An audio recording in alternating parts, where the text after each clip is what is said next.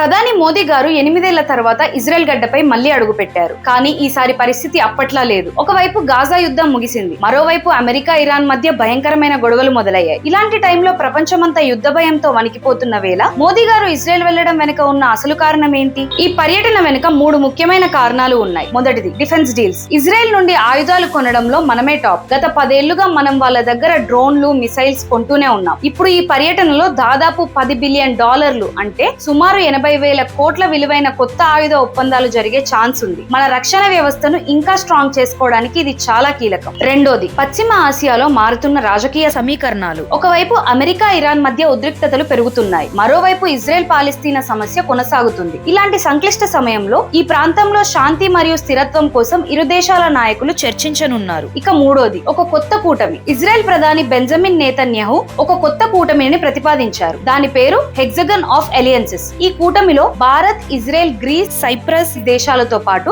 మరికొన్ని Arab, Asia దేశాలు ఉంటాయని ఆయన ప్రకటించారు. ఈ కొత్త ప్రపంచ కూటమి ఏర్పాటుపై మోదీ పర్యటనలో ఒక స్పష్టత వచ్చే అవకాశం ఉంది. ఈ 3 అంశాలతో పాటు G20లో ప్రకటించిన ప్రతిష్టాత్మక India middle east Europe economic corridor IMEC పురోగతిపై చర్చలు జరగనున్నాయి. ఈ కారిడార్ లో భారత్ మరియు ఇజ్రాయెల్ 2 కీలక భాగస్వాములు. భారతదేశ విదేశాంగ విధానం చాలా స్పష్టంగా ఉంది. మనం ఒకవైపు ఇజ్రాయెల్ తో బలమైన రక్షణ సంబంధాలను కొనసాగిస్తూనే మరోవైపు పాలస్తీనాకు మన మద్దతును కొనసాగిస్తున్నాం. అమెరికాతో స్నేహం చేస్తూనే ఇరాన్ తో సంబంధాలను వదులుకోలేదు. దీన్నే స్ట్రాటజిక్ బ్యాలెన్స్ అంటారు. ఈ చారిత్రాత్మక పర్యటనపై మీ అభిప్రాయం ఏంటి? మీ ఆలోచనలను కింద కామెంట్స్ లో పంచుకోండి. ఈ జియో పాలిటిక్స్ అనాలిసిస్ మీకు నచ్చితే వీడియోకి లైక్ కొట్టి మీ ఫ్రెండ్స్ కి షేర్ చేయండి. జై హింద్.